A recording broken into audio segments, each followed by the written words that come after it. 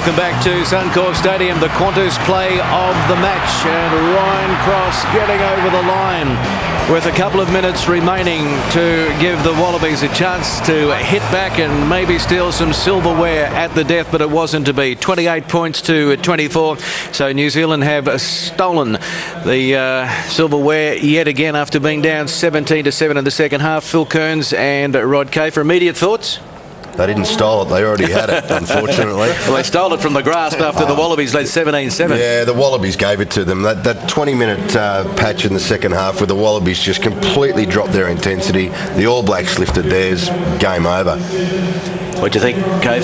Yeah, I mean, it was an impressive performance. I mean, at the end of the day, the best team in the Tri-Nations has won the Tri-Nations. It's a nasty thing to say as an Australian, but the All Blacks were a good side. They've been a good side all year, and they were a good side tonight. It was the key men who stood up for them in the end, wasn't it? It was the McCaws and Dan Carter who really lifted it for the All Blacks to win that game. Yeah, I said at the time in commentary when Carter had the ball, you just sense that there's something could be on here, and one missed tackle and it's all over. Yeah, I mean, he was brilliant. You could just see him in that phase, that 20-minute phase. He got more touches of the ball. He started doing a little more stepping himself. He was just playing with a little bit more urgency. He was getting into position faster, and he took it away. At Cape, we hear it so often, don't we, that teams try and shut up shop when they get out to a handy lead. It was too early in the match, and you could just see the momentum drop a little bit from the Wallabies' point of view, and the All Blacks came back at them. A couple of soft tries. I mean, Woodcock scoring, running 22 metres. A front rower in the wing position. Yeah, those three soft tries, Woodcock, Perry Weepu, and then Dan Carter's in the end. I mean, it was a real case of shutting up shop, and the Wallabies have never been good at shutting up shop. If they kept playing, you had the feeling like they could have gone on with the job, but they all sort of just took the foot off the pedal, and before you know it, you're 10, 12 points behind on the scoreboard. Richie McCaw said it, so too did Sterling Mortlock. The breakdown under the ELVs, it is crucial, and the All Blacks just seem to be able to dominate, and the referee just he'll ping number 7, but he won't bring out the yellow. He won't. 3, maybe 4 times McCaw was penalised tonight for pretty much the same thing. Most other players would be yellow carded, but the referees are scared of him. They're scared to do it, and they called very early in the game. Jonathan Kaplan called Australia. Another one of those. You're going to read the cards, is I think the words he used. Never used that once with New Zealand. Anyway, but they got away with it, and that's why they are the champion team, because they're a team of champions. Yeah, I mean, they do have a number of guys who can put pressure on at the breakdown, and that's probably the difference. Australia have a few guys. We've got clearly George Smith, but then the other back rowers don't necessarily compete that heavily for the ball. Rocky Elsom does, but the All Black back row, they are all in there making a mess of it, and that's their job. Go out there, make a mess of the breakdown. That's the instructions, and that's what they do. Well, Ali Williams and Thorne do it as well, and the way they just fly into the breakdown, no intention of staying on their feet. Wallabies should just do the same thing. Well, maybe they're slow learners, but hopefully Robbie Deans has learned a lot of lessons out of the 2008 campaign. They have lost their first home game in this test season. The Wallabies going down to the top team in the world, New Zealand, 28 points to 24. Well, the crowd is building up. I sense it might be the New Zealanders in the crowd who have stayed on here for the presentation. So let's now go down to the field of play. And the Prime Minister, Kevin Rudd, is there, welcoming Sterling Mortlock, the losing captain tonight. Here's the presentation. Just on behalf of the Wallabies, first I'd like to thank Richie and the All Blacks. You guys are outstanding out there tonight. Thoroughly deserve the Tri-Nations. And I think also that wraps up the Bledisloe for you guys this year as well. You've had it for many, many years now. We've been doing everything in our power to win it back, but unfortunately this year isn't our year. So well done, congratulations. To my boys, to the coaching staff, Robbie, and all the management, not just the 22 guys who took the field tonight, all the 30 guys who have been involved with the squad, and the extra few who have been involved with the squad this season. I'd like to thank everyone for their efforts this year. I think as a group we have grown. The spirit that's underlining this team is an outstanding attribute, and I want to thank everyone who's been involved so far this season.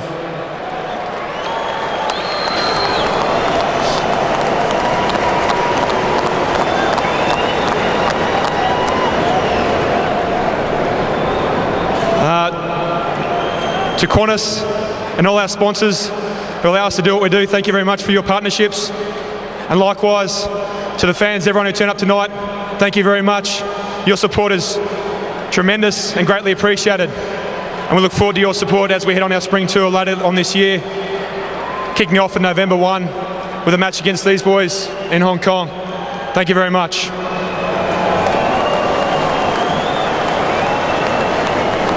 Thank you, Sterling. I'd now like to introduce the President of the Australian Rugby Union, Mr. Paul McLean. Just like to thank all the rugby supporters who turned up tonight. What a fantastic atmosphere we had, 52,000 people. Thank you for coming along. Ever since rugby's been played anywhere around the world, New Zealand have set the benchmark. They still set the benchmark. They proved again tonight they're very difficult to beat at any time. I think to the Wallabies, in front of their home crowd, I think they did us extremely proud, played extremely well, just wasn't their night. Well done, guys.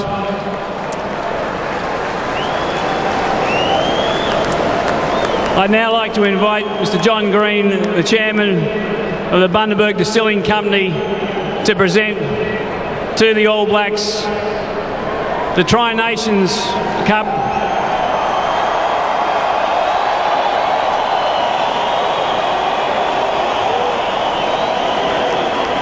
And with their win tonight, they retain the Bledisloe Cup.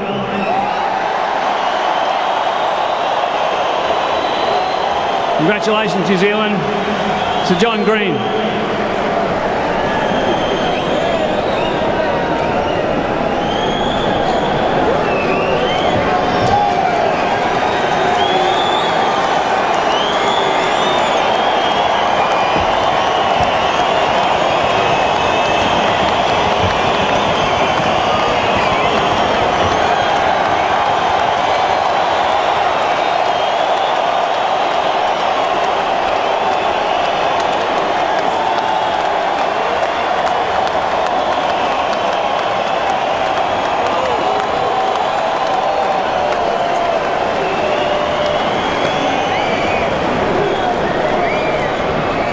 Firstly to Sterling and the Wallaby team, it was a hell of a test match, and I think it fitted what ended up being a final of the Tri-Nations. I think the last few weeks have shown there's very, very little between South Africa, Australia and New Zealand test rugby, and that's why we play the game, to go out and truly test ourselves, and I think tonight was befitted a game between the two nations. To our boys, it's been I think 10 test matches so far this year, and we've had a bit of a rocky road along the way, but I think tonight at half time and sort of summed up our season. The boys had to really dig deep and put everything out there to come away with a victory, and I'm just proud of every single one of them for what they've put in so far this year. It's been enjoyable, and I guess having the silverware to show it.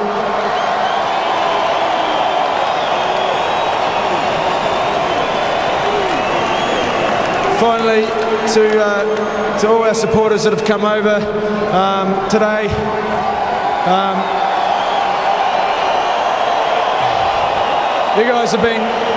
you guys have been awesome, and to everyone that's at home supporting, we appreciate everything we've had this year. You've stuck with us, and it's great knowing that you got the whole country in behind you. So we thank you very much, and I guess we're looking forward to a few test matches coming up later in the year. So thank you.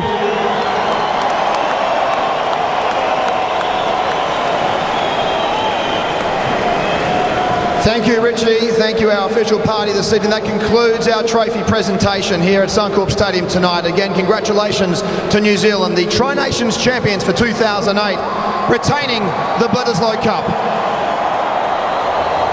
So the celebrations begin not only here at Suncorp for the All Blacks and their many fans who have turned out to support them.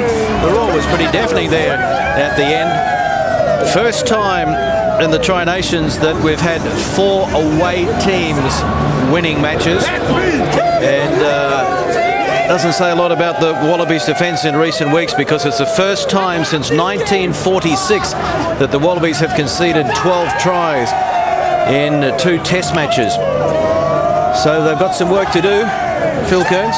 Well, yeah, you've got to ask the question, what was wrong with the old Wallaby defensive pattern? I mean, last year, or the year before, and even the year before that, you'd rarely see a try scored against the That's true. I mean, and whilst John Muggleton, who was the master of the defence pattern for the Wallabies, there's enough guys that have been there and exposed in that period of time under his tutelage, you'd think they'd be able to get the systems right. But sadly, when your defence is fractured like it was tonight and in the last couple of weeks, those wounds become gaping sores, and the Wallabies really struggled tonight defensively at times. Well, they did change their defensive pattern as well. Earlier in the year, they were quite open about it. They wanted to try something new. Go back to the old thing, boys. Yeah. More from Phil Kearns and also Brendan Kennan shortly, but let's make it official. We'll give you the score summary now. 4 tries to 3. So 24 points for Australia. And it was Horwell, Cross and Ashley Cooper that got the tries. 3 conversions from Matt Giddo and 1 penalty goal. And for New Zealand, Woodcock, his 5th try and 5 tests against Australia now. Carter, brilliant. Muliaina scored the early try, and Weepu came off the bench and added a little bit of spark, and 4 conversions from Dan Carter. 28 points to 24. And if you remember back to 2006, the last time these two sides played here, 4 points separated on that occasion. It was 13 points to 9. Tries were hard to come by, but plenty of tries there tonight as these two teams turned it on and just had numbers early on, Keno, didn't they? And Muliaina, not a hand laid on him. They certainly did, Clark. It was disappointing that the Wallabies that were positioned on the blind side out of play didn't work hard enough to get around into the open side to really assist Matt Giddo, Lottie DeCurie and those guys there defensively. Yeah, they were lazy on that first try, but this is great work from Peter Hines. He was caught in the air. Terrific pass inside to Adam Ashley Cooper, backed up, great line, great run to step in between those 2 defenders out wide. I couldn't even see who they were. Muliaina was 1. And Conrad Smith the other. He did brilliantly to step in between those guys. Nice try. He actually worked pretty hard tonight, Adam Ashley Cooper. Here was Giddo. This is the try just after half time. Hall went over. Again, Giddo had about 5 touches on this ball and then wide. Nice line that he ran, and there was no way that Carter, he wasn't moving forward enough to be able to get across, and here's the Woodcock try. And this is a period where we felt that the Wallabies tried to shut up shop, and Woodcock, very soft indeed, a front rower running 22 metres. I wouldn't say it's soft, Clark. I think front rowers are renowned for their skill and their speed, but yeah, there's 3 amazing tries in Test rugby. Richard Bands against the All Blacks, Tony Woodcock, and an awesome turn of speed. George Smith's no slouch, and he didn't gain any ground on him.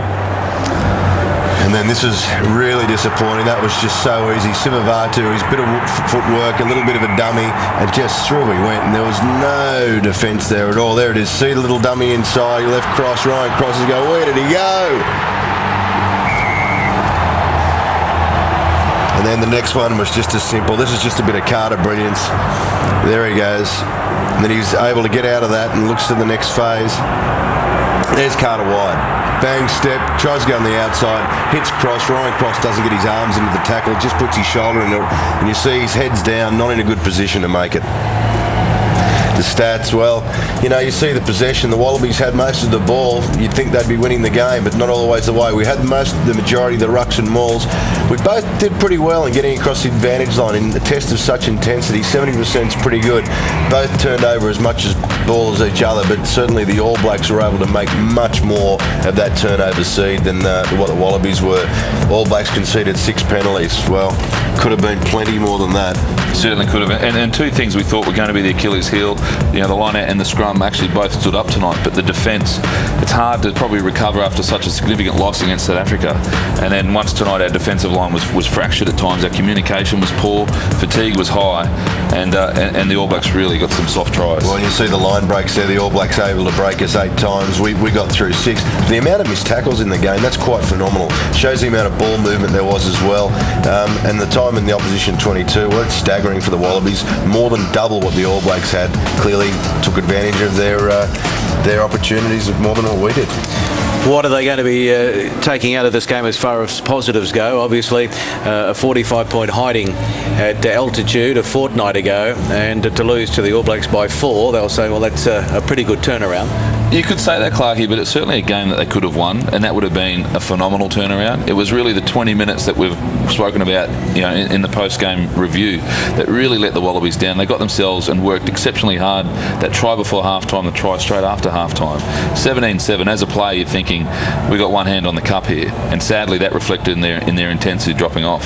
We saw Paolo go off in the first half, so Richard Brown made his debut for Australia. In the second half, New Zealand went to the bench pretty early, and Robbie Deans didn't do that. Would he have regrets about that? Yeah, I'm not too sure. Richard Brown actually was fantastic when he came on. He was very, very good and tried hard, and he was one of the few Wallaby players that was trying to force the turnover ball, trying to do some counter-rucking, and he could have done with a bit more support there. Yeah, in hindsight, should you have brought on Moore a bit earlier, maybe Drew Mitchell a little bit earlier? Geez, who knows? But you know, some of those Wallaby players were actually not playing that poorly. They're actually going okay. Like, would you bring Drew Mitchell on? Who would you take off? Peter Hines did some really good things out there today. So did Takiri. It's difficult. I mean, when you win and you utilise the bench, then it's the masterstroke. But if you lose and you haven't utilised the bench, could it have been the difference? It's a hypothetical. But yeah, it's a tough game for the Wallabies tonight. And Brendan, just before we let you go, looking ahead now, there's Hong Kong, the fourth Bledisloe Cup match. It's a sellout already, I'm hearing, or very close to it. Then the spring tour. So would you be making wholesale changes, or do you think it's a steady as she goes approach? I think it's steady as she goes. I mean, Sterling Mortlock post-game spoke about the growth in the new guys within the group this year, and I think Robbie Deans has really put a lot of faith in guys that under previous regimes didn't get that trust, and I think it's been tremendous to see that group of guys come through.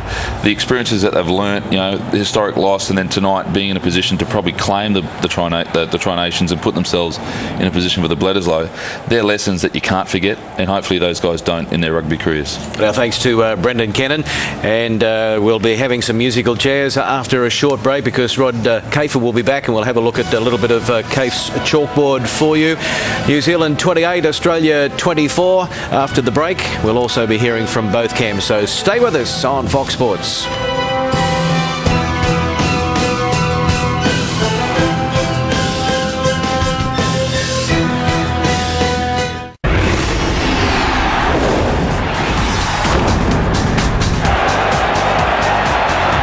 Giddo across field. Hines did well, so did Adam Ashley Cooper. It was all going to plan for the Qantas Wallabies at Suncorp Stadium, especially when Horwell crashed over. And with the conversion from Matt Giddo, they led by 17 points to 7. Ryan Cross, when they were down and out, came back, scored a try. But as you can see from the looks on their faces at full time, it wasn't quite enough. Despair there for Cross and the Wallabies. But celebrations have started for the All Blacks, Tri-Nations champions, Bledisloe Cup holders yet again. It's going to be another long 12 months before we get another crack at it from an Australian point of view. Graham Henry, a bit of a milestone for him as All Black coach. It was his 50th victory as coach of New Zealand, and a short time ago he spoke with Greg Martin. Well, Graham, there were many critical moments. Was there a favourite? Oh, I think the 80th minute when the ball was kicked into the stand was the best moment of the game, as far as I was concerned. I think it was a marvellous game of rugby, and either side could have won it. I'm just pleased with the character of our guys, how they came back after being quite a few points down early in the second half, and they showed a lot of character and stuck at it and came through. That annoys you at half-time when other teams score a try against you right on the buzzer when you've defended so hard. What did you say to the boys at that stage? Oh, we didn't play particularly well in the first half, so we're fairly stoked, the coaches, at half-time. We got into them a bit. And they played a lot better in the second half.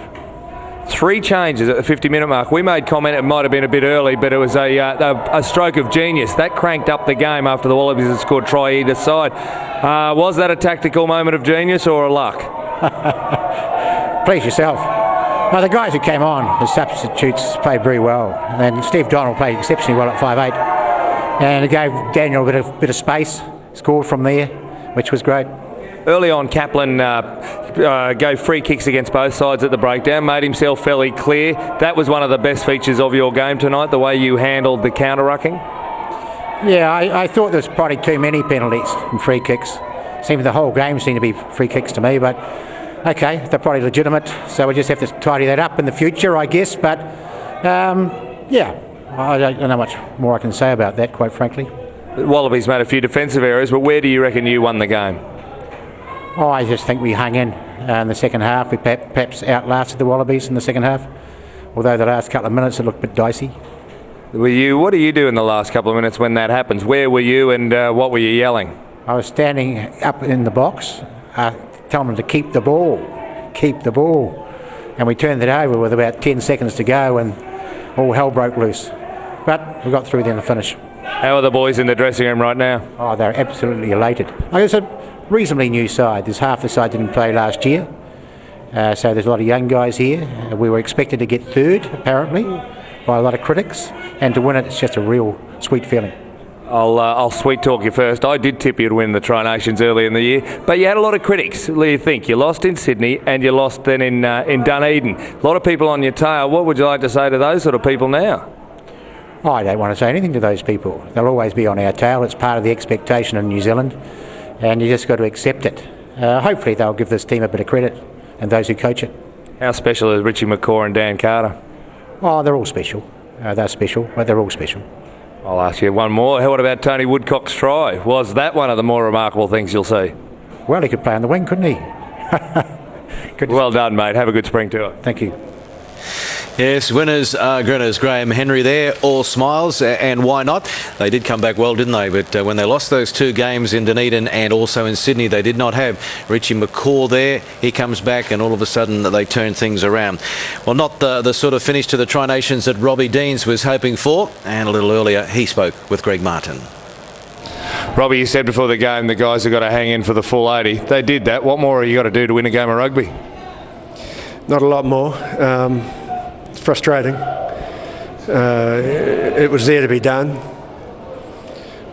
We didn't do it. The All Blacks have got a habit of getting home.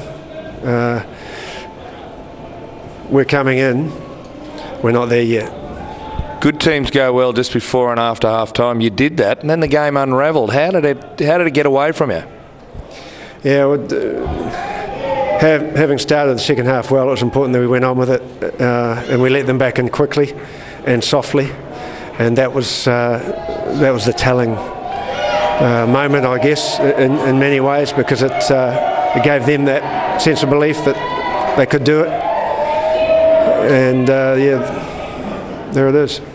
There's set pieces. There sometimes got the question mark. Tonight they were wonderful. It was the breakdown where we were at times a bit meek against their counter-rucking, perhaps. Yeah, they benefited in a couple of occasions. So did we. It was a bit of a lottery in that area, to be fair. Where did we lose it?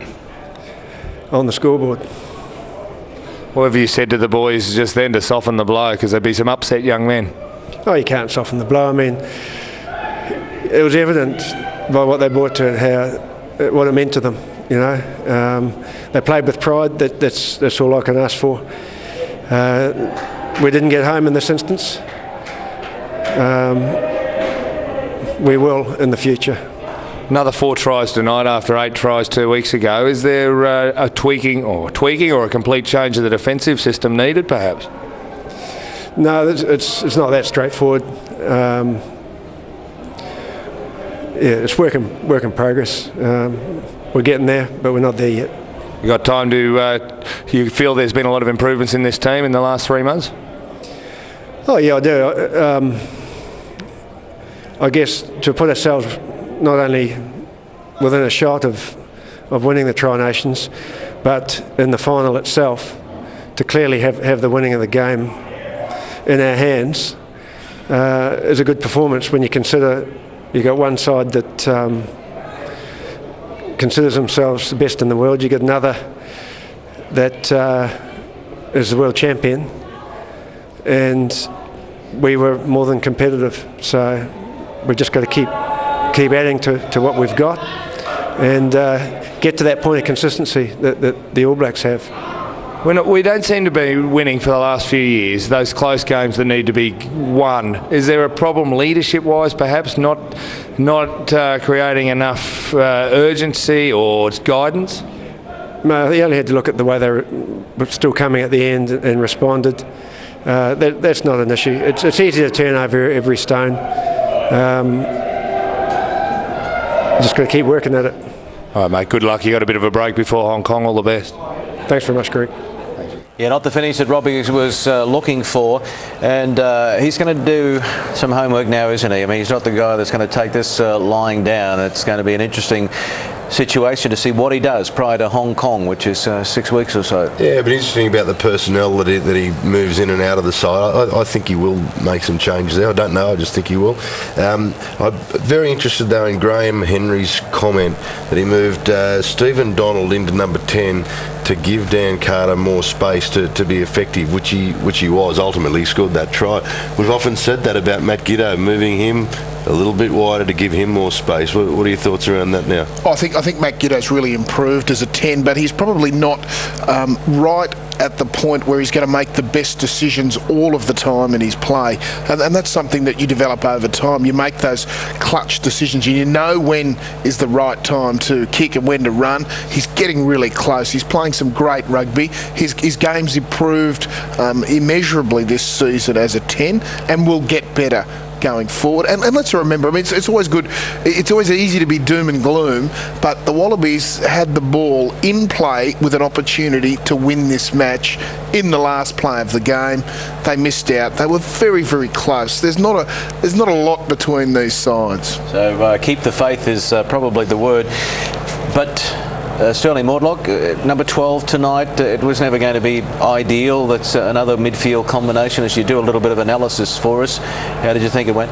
Well, they had a clear plan, the Wallabies, and it was to attack in this channel here, straight at Dan Carter. And we saw it a couple of times where Sterling had run this little outside in line and try to get at Dan Carter and at Richie McCaw. It was a tactic that they didn't probably get enough opportunity to use, but I could see them building up for it. And when they got on top, the Wallabies, that's when that play became important to them. It got them on the front foot. Other moments in the game that were critical was the try just before half time, and I think it's important to note the activity of a player such as Matt Giddo and his involvement and the things that he did in that type of play. He had a very big involvement in the game.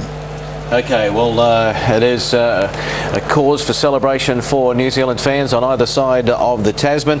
Just wrapping it up, Phil, from your point of view, what do? We keep the faith? Oh, yeah, I think we certainly do. I think really the major component of the game that the Wallabies have to work on, apart from playing 80 minutes, is the breakdown. We're just not getting enough blokes there, and New Zealand show it with their counter-rucking and their dominance at the breakdown. We need more people there. Forwards should be at the breakdown. And Rod, from our point of view, looking ahead to Hong Kong and the spring tour, is it a development tour? No, it's never a development tour. Test matches are there to be won. You've got to win as many as you can. The Wallabies will go into that tour with the idea of winning every single match. That'll be their goal, and they're a good enough team to do it. Okay, well, my thanks to Rod Kafer, also Phil Kearns, Greg Martin and Brendan Kennan. New Zealand 28, Australia 24. Congratulations to the All Blacks. They are Tri-Nations champions in 2008. They also retained the Bledisloe Cup. We hope you've enjoyed our live and nationwide coverage from Suncorp Stadium. A sellout crowd here, not the finish that the Wallabies wanted, but they will be back. I'm Greg Clark, and on behalf of all